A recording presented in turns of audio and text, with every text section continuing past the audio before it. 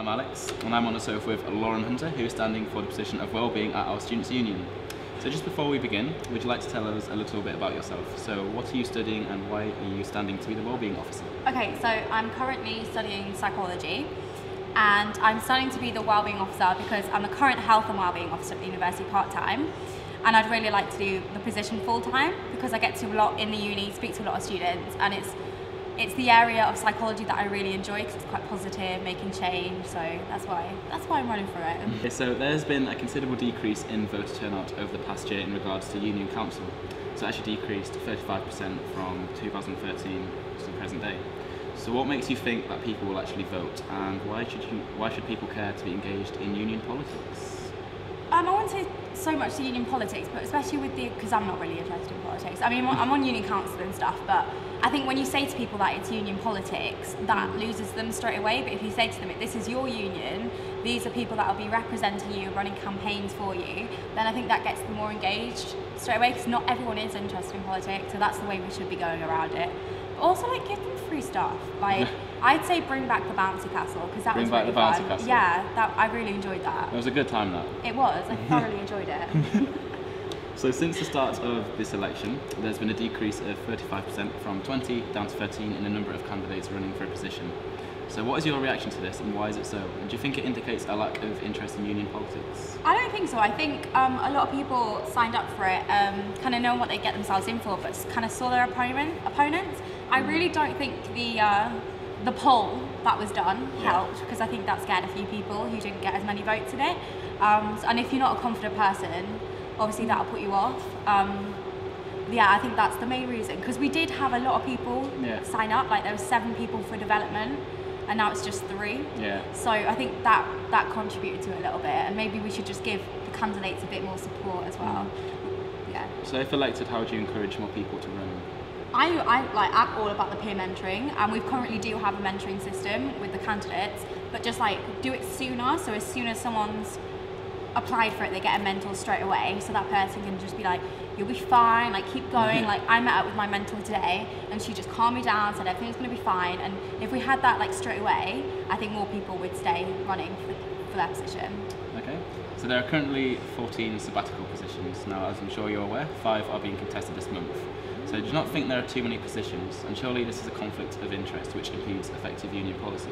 I think, yeah, there probably is. There's too many part-time positions. I don't think there's too many full-time positions now, because like I said, I'm the current Health and Wellbeing Officer, so that's a part-time role, and it's in discussion at the minute to get rid of that part-time role when we have a full-time role, which I think is a good idea, because the amount of work that I do, if there was a full-time officer, I probably wouldn't have much to do in this position. So I think now that we've got the 5, the part-timers do need to be juggled about a little bit. I don't think we should touch the liberation roles. I think it's really important to have keep them. all the liberation. Yeah, but then look at the other ones a little bit more and see what areas we can get rid of, what we can expand on, that sort of thing. Would you not want to incorporate any of the liberation officers into Wellbeing?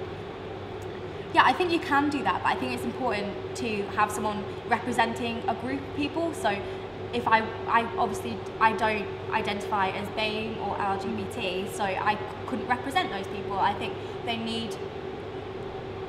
you need to be in that group to represent them properly. So I don't think we could get rid of them and put them into Wellbeing. No. Okay, so I'm just going to talk a little bit about Wellbeing itself. Okay. So taxi companies associated with the union currently enjoy a bad reputation. Yeah. With a certain number of harassment cases, I'm sure you're aware, which were brought up last year. So how would you handle this in terms of ensuring students' rights are protected outside the union? I think we need to be strict with the contracts. This is what I've said to a few people. I did have someone email me about this when I posted it on my Facebook. They get a lot of money from us, from the student business, so they need to be like more helpful to us and kind of be a little bit grateful of that business. If not, we can get someone else to fill in the contract and get someone else. That's why I want to have the safe taxi scheme, because I think that really is giving back to students. Like, you know, you're going to be able to get home safely, you've already paid for it, so their end of the deal is kind of met then as well, because they've already got the money. But whereas harassment is concerned, we need tighter regulations on that, and I think that's why we do tend to only endorse certain taxi companies. But then the ones that break those rules, there should be consequences for it. Okay, what kind of consequences are you thinking? I don't know. If it's harassment, then the police should really be involved, because that's not even a business thing. That's kind of like individual community sort of, someone should be prosecuted. Like I would prosecute someone if they tried to harass me. So would you support a further campaign for like zero tolerance against sexual harassment in the union? Yeah. Would you like to see that maybe expanded to other clubs? Yeah, I think that's a good idea, especially. I mean, it was tried in the past about a year ago. Yeah. I'm more of a union person. I don't really go to the nights out other than the union ones. But I do know from my friends' experiences that the other clubs can be a bit more, you can experience a lot more harassment there, put it that way. So I do think that's something we need to work on. So as I'm sure you know, the cost of housing is a concern to students. So how do you intend to go about tackling the cost of housing? Right, there are a lot of cheap houses around in Leicester that are extremely poor condition, and there's a lot of expensive houses that are extremely poor condition. I think landlords need to be more tightly regulated, because if you're paying £80 a week for a house and there's mould on the walls, it's not exactly ideal, and you're getting your money's worth. Whereas like, I do know actually a few friends that are in a £65 a week house and theirs is in great condition. So that's the sort of thing. I want to see more of that, because obviously when you get a maintenance loan, and I live off my maintenance loan, I do have part-time work as well, but that's the main thing that I live off, you've got barely anything left after rent, and that is a really big problem, especially when you come from less well-off backgrounds. You can't exactly ask your parents to give you some money this week and that week because they don't have it themselves, so that can make it really tricky. But I do think that's something we need to look into again, and I want to do a ready-to-rent sort of workshop for students. For like first and second years, it will be finding somewhere to live in uni, but then I also want to do something for third years, for when they kind of go out into renting in the real world, where things are a little bit different. So I do think students need a lot more education on that, but also I did it in my first year when I went round with a landlady, and she was like really selling the house to me and stuff like that, and I kind of felt obliged just to say you know, I couldn't really put my foot down a little bit. So I think people need to be more educated. And know that you can just say no and you don't have to see that person again. Like, just genuinely make the decision you want. So what's your number one priority if elected? My number one priority is probably the clinical psychology offering support, because that will cut the counselling waiting times. It also helps our students gain experience as well. Now, I've already spoken to the clinical psychology department and they really want to do this, then it's just joining the two together. So that's the one that I really want to push to be here in like September if I'm elected. Okay.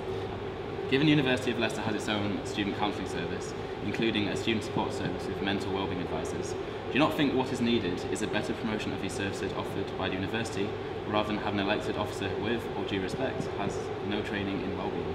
Okay, I think, you are right, we do need to advertise it more, and that's where I think you need a wellbeing advisor, because they can speak to the department, make the changes, make them aware that they need to be telling their students about it. So with one of my points is personal tutor training.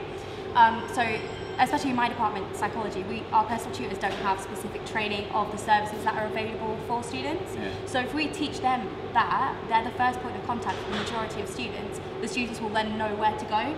But we need a wellbeing officer to make sure that training is enforced. Okay. All right. Well, thank you very much, Lauran. Thank you.